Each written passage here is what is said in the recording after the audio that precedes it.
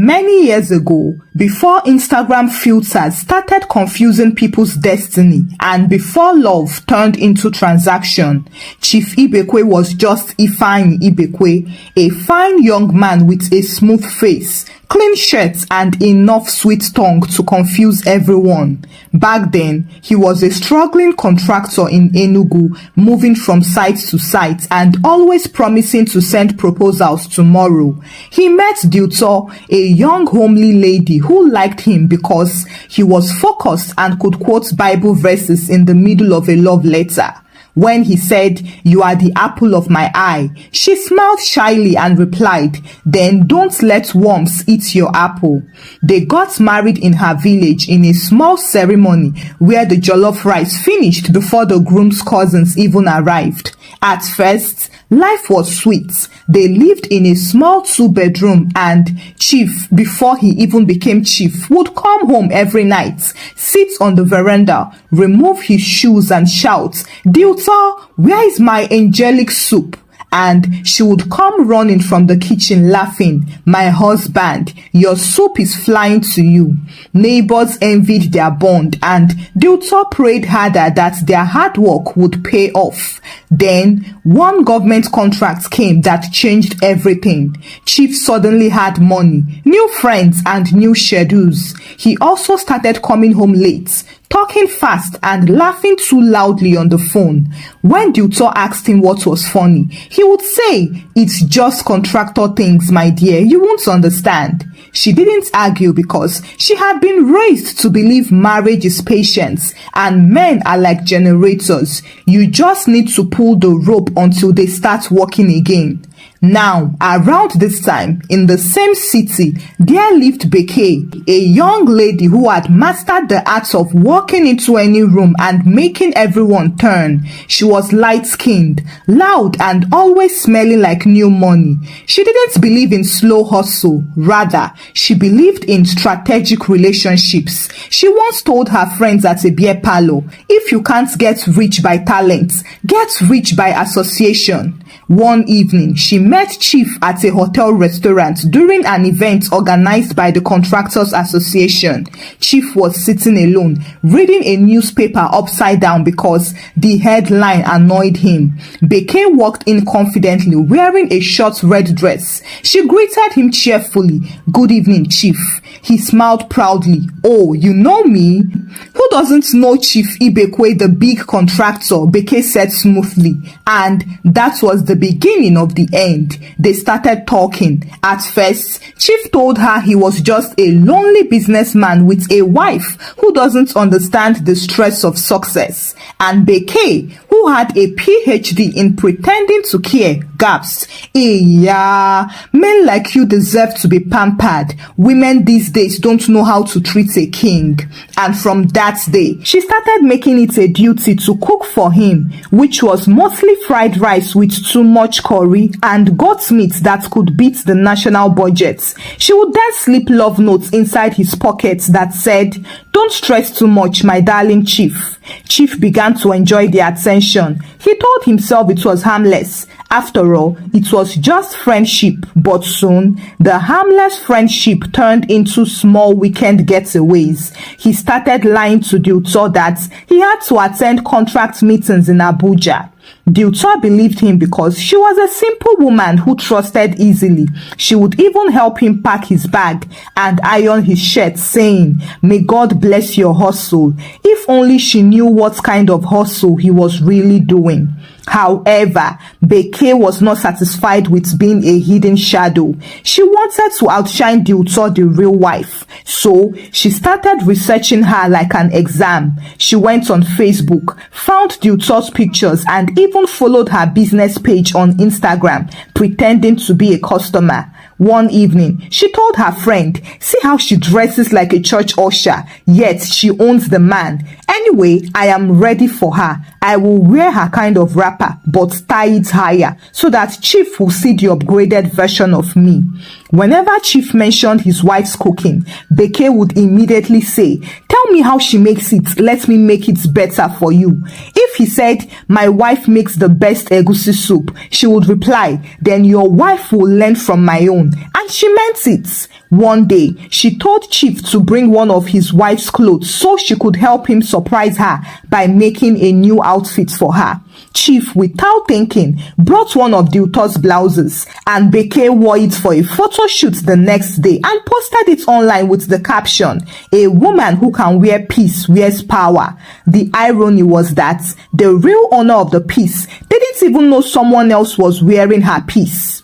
Meanwhile, at home, Deutor kept praying for her husband. She noticed he now smelled of a different perfume, but she told herself maybe it was a new car deodorant. She even asked him, "Chief, should I buy the same fragrance for my car? It smells really nice." Chief almost choked. By now, Beke had started making bold moves. She began attending the same charity events as Deutor, sitting in the front row and pretending to be part of the same women's association. Once, she even donated 500,000 in Chief's name at an event that Deutor also attended, making the MC shout, "Please, clap for Mrs. Beke for her generous donation." Everyone clapped for Beke, while Deutor smiled and clapped, not knowing she was clapping for her husband's side chick. After the event, Chief nearly fainted when he saw the pictures online. The two women were in the same asoebi. One was legally Mrs. Ibekwe, while the other was spiritually applying for the same position. He tried to scold Beke, but she said, "Chief, calm down now. I am just showing the world the type of woman you deserve." Chief shook his head. "Beke, you will be the end of me one day." Beke laughed. "Then at least you will end in luxury." By the time Chief Ibekwe clocked 50, he had successfully turned his life into a small Nollywood series. One episode was for his wife, one for his side chick, and one was for his excuses. He was juggling lies like a professional drummer. Every morning, he left home with his Bible in his car and his conscience in the dustbin. At home, Deutor remained the same loving wife who always prayed for her husband to find more favor before kings. And truly, he was finding favor, just not with kings. It was with Beke, the self-proclaimed modern queen, whose only spiritual gift was knowing how to outshine Deutor. Beke had now made it her life's mission to dethrone Deutor. She no longer wanted to be the hidden Abuja angel. She wanted to be the main woman, the one people would greet as Madam Ibekwe, and in her mind, she already was. She had started referring to herself as Chief's wife. When talking to her friends, she would say things like, "My husband doesn't like people who gossip." Her friend would ask, "Which husband, I beg?" And she would reply, "Don't be silly, the one that wears agbada." One Friday morning, Chief had a small misunderstanding with Deutor over toothpaste. Deutor believed toothpaste should be squeezed from the bottom, but he squeezed it from the middle. She corrected him. "Chief, from the bottom, please. It helps the paste last." That one statement made him flare up. "Must everything have procedure in this house, even toothpaste?" Deutor laughed and said, "You are angry because of toothpaste? Then you need prayer, my dear." Chief hissed, wore his cap, and stormed out shouting, "I am late for a site meeting." But he headed to Beke's place. Beke wore a short Ankara gown with feathers on the sleeve and welcomed him with open arms. She hugged him tightly, and when he vented to her, she kissed his chest. "Chief, your wife doesn't deserve you. A king should be worshipped, not corrected over toothpaste." Chief laughed and said, "That woman doesn't even know how to talk sweetly like you." Beke smiled. "Then I'll be her replacement." Chief nearly choked on his saliva. "Replacement care." Beke touched his hand. "Don't worry, darling. Soon, the world will know who your real woman is." And she wasn't joking. The following day, she started appearing at his office by coincidence. One time, she brought a food flask and told the secretary, "This is for Chief from home." The secretary, seeing the confident tone, assumed she was the wife. She placed the food on Chief's table. But that same afternoon, Deutor, who had been feeling guilty for shouting about toothpaste, decided to surprise her husband with lunch too. She packed his favorite bitter leaf soup and arrived at the office unannounced. As she entered, she saw a food flask labeled "For my darling chief." She smiled innocently and said, my husband has an angel cooking for him. He's truly favored. The secretary laughed awkwardly and said, it's from the other madam. Deutor didn't understand which other madam. The secretary quickly said, maybe from church. When Chief came out of his office and saw both food flasks, his soul left his body briefly. He started sweating like a man caught stealing offering money. He quickly said, Oh, it's my business partner. She cooks sometimes when we have meeting. Deutor smiled gently. Your business partner is now cooking for you? That's nice. God bless her hand. Later that evening, when Chief told Beke what happened, she nearly fainted. You mean your wife saw my food? Chief groaned. Yes, and she even prayed for you. Beke hissed. That woman doesn't have sense, so she's too dumb. Anyway, it makes it easy for me to do what I want to do. Does she know who I am? As such, from that day, Beke declared war. She started copying every single thing Deutor did, but louder. She started attending the same church as Deutor, and if Deutor donated 100,000 in church, Beke would donate 300,000 and make sure it was announced on radio. If Deutor wore a lace to a wedding, Beke would order the same lace from Lagos but with glitter stones. If Deutor posted happy anniversary to my darling husband, Beke would post some men are worth every risk. Well, her followers didn't know that the risk involved was another woman's marriage. Meanwhile, Deutor noticed that her husband was now always tired, distracted, and unusually kind. He started buying her random gifts, perfume, wrapper, and even new phones. At first, she thought maybe her prayers were finally working. She told her best friend, my husband is changing. He bought me perfume yesterday. But her friend, who had seen the same perfume brand trending on a young lady Instagram page, sighed deeply but said, thank God for answered prayers that go round. At this point, it was only Deutor that was ignorant of the fact that her husband was also spoiling another woman who kept bragging online. If your man isn't spoiling you like this, return him to his manufacturer.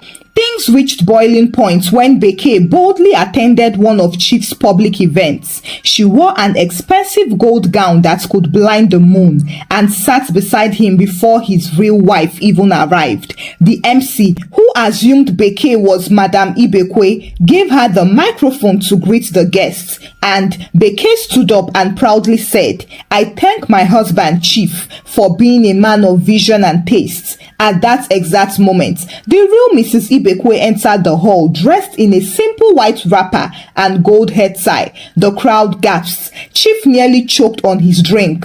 The MC dropped his microphone. Beke froze but quickly recovered.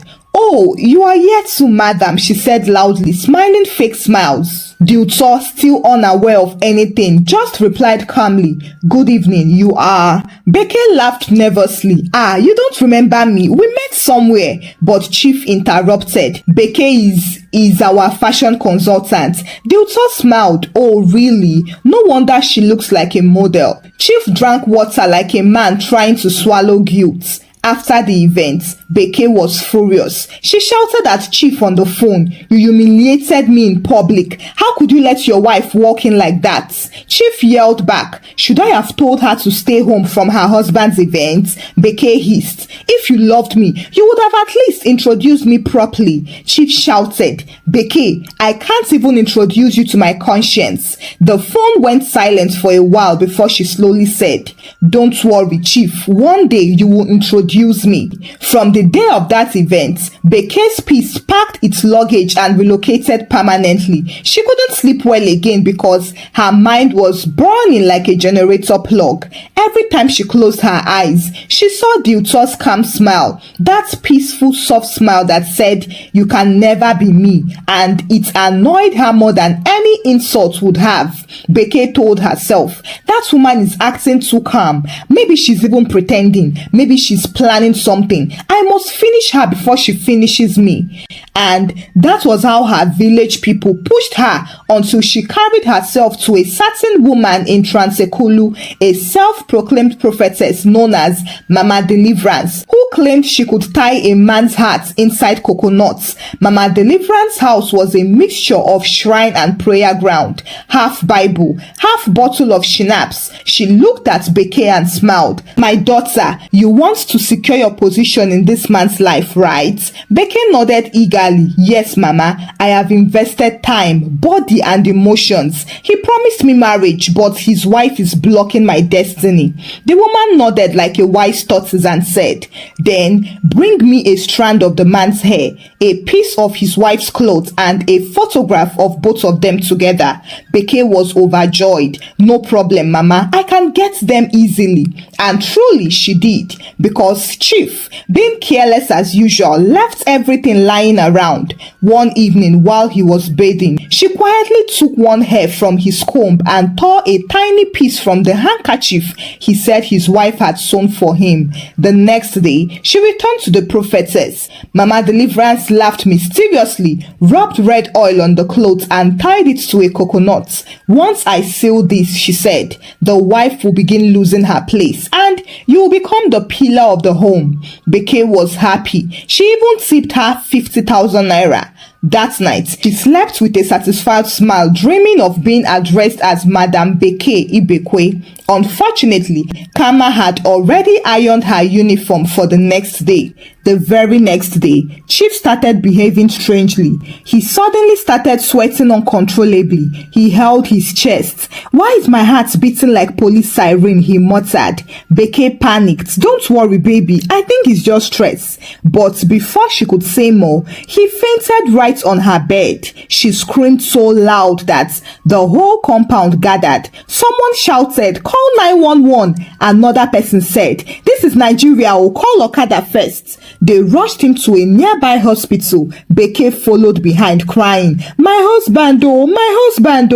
The nurses looked at her with suspicion. Your husband? One of them asked. Yes, my husband. I mean my fiancé. No, I mean my friend's husband, but not like that. The nurse just shook her head. Confusion everywhere.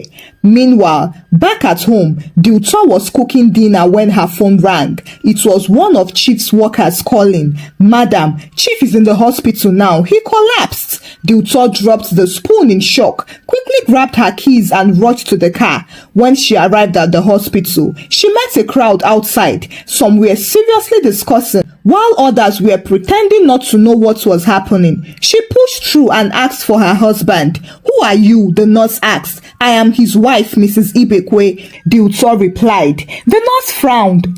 Wait small. Another woman said that same thing just now. Before Deuta could even ask who, a loud wail came from inside the ward. It was Beke. She was wearing dark glasses and weeping as if she was acting for a movie. My love, don't die and leave me. You promised to make me madam. Everyone turned to look at her. Deuta stood frozen. She walked in quietly without saying a word. Chief lay on the bed with his eyes closed and oxygen tube fixed. Beke was kneeling beside him and touching his hand like a widow in training. The moment Chief opened his eyes slightly, he saw the two women standing there. One was crying dramatically and the other was calm but confused. His heart nearly stopped again. Jesus, he gasped. Am I in heaven or in hell? Deuta stepped closer. Chief, who is this woman? Before he could answer, Beke shouted, I am the one who loves him, the one who stayed with him through stress,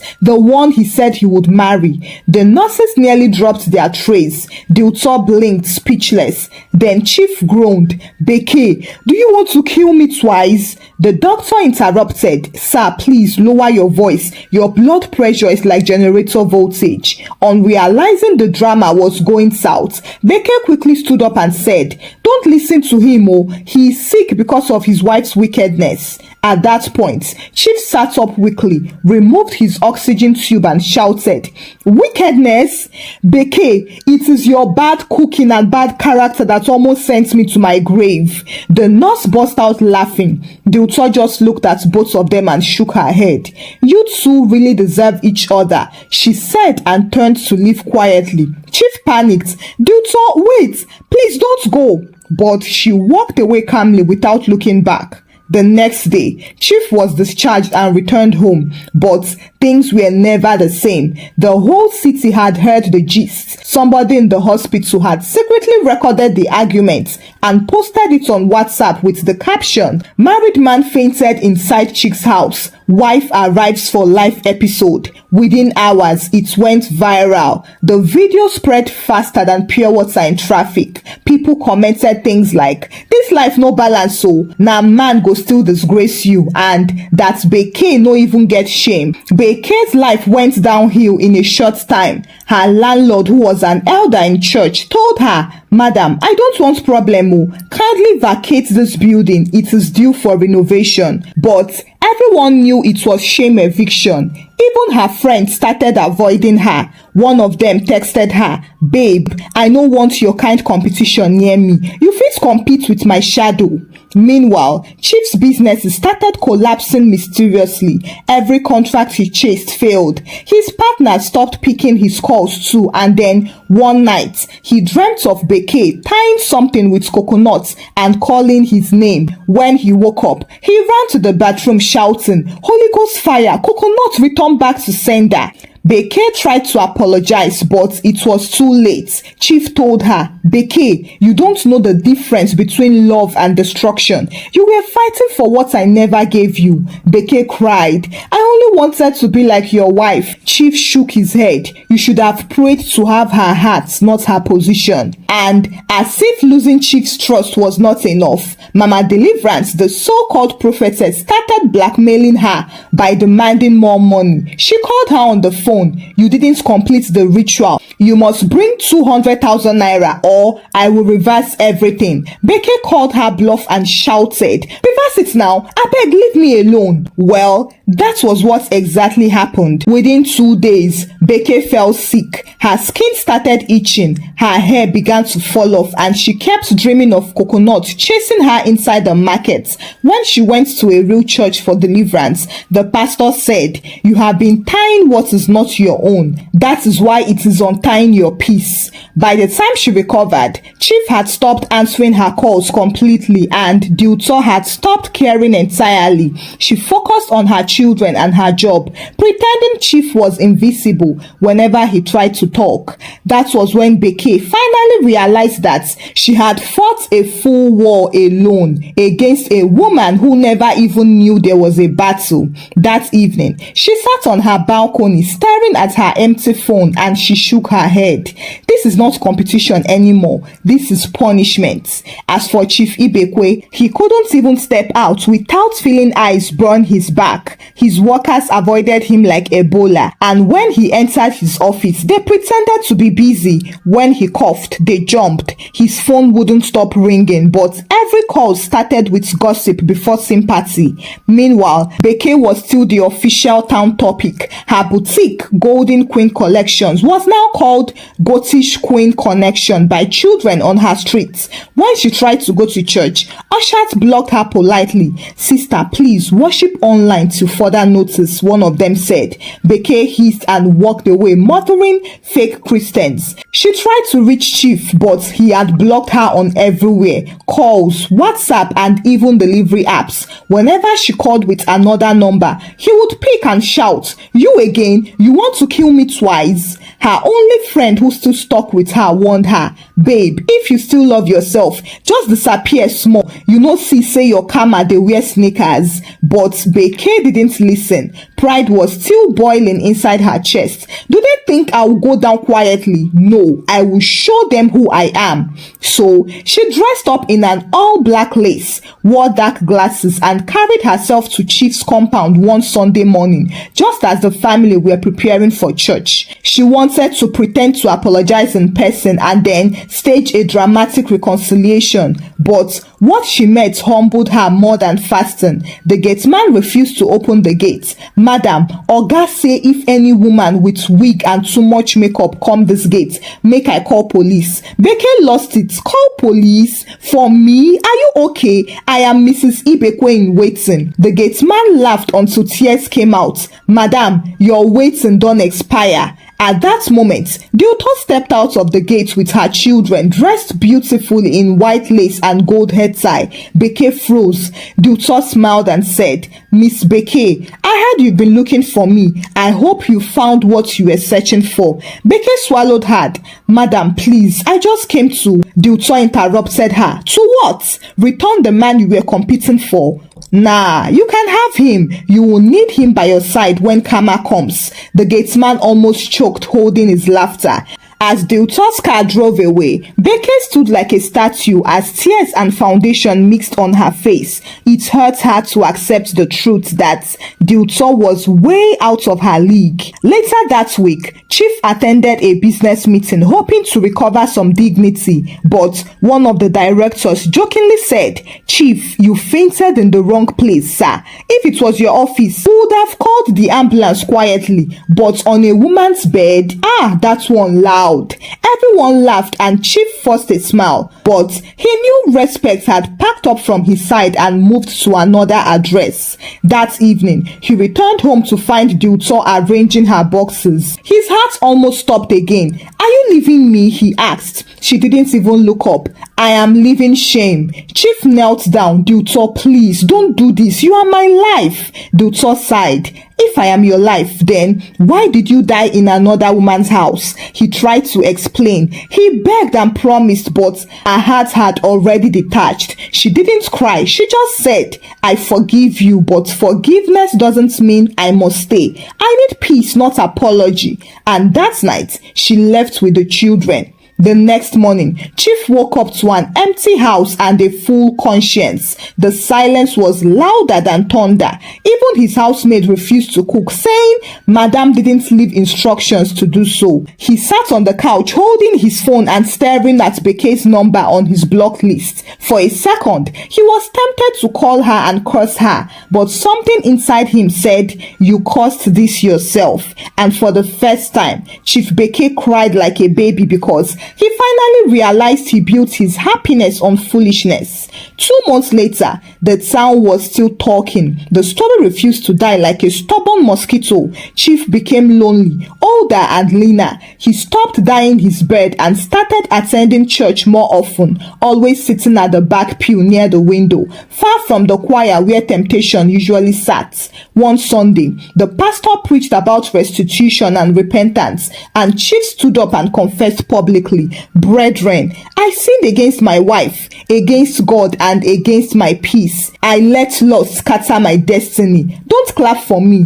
just learn from me. The congregation fell silent. Even the choir mistress dropped her tambourine gently. Well, news reached Beke, who was now living in her cousin's one-room apartment, surviving on pap and small pride. When she saw the video of Chief's confession online, she hissed, so he's now a holy man, Abi. God, are you seeing this? But heaven had plans for her too. One evening, a young man brought her a parcel. She thought that maybe Chief had finally forgiven her and was sending her money. So she opened it excitedly, only to find legal papers, repossession notice. Every car, shop and furniture she owned had been registered under Chief's company. His lawyer had taken everything back. Beke screamed until her cousin ran in. Babe, what happened now? Beke collapsed on the floor. My Range Rover, my boutique, my generator, all of them are gone. Her cousin sighed sadly. What were you expecting? You built your house on borrowed sand. Now, Beke had nothing. Not not even wigs to wear. So she sold her iPhone, started a small food stand by the roadside, and began frying akara for students. Her biggest customers were women who laughed, saying, "Abeg, give me akara, madam competition." Sometimes she would overhear gossip about herself. "You know that woman, now she fights another man's wife. See now, akara has become her husband." Beke would just smile sadly. "At least this husband pays me daily." One day, as she was frying akara, a car stopped by. It was Dilto. She stepped out gracefully, dressed in an elegant Ankara gown, holding her little daughter.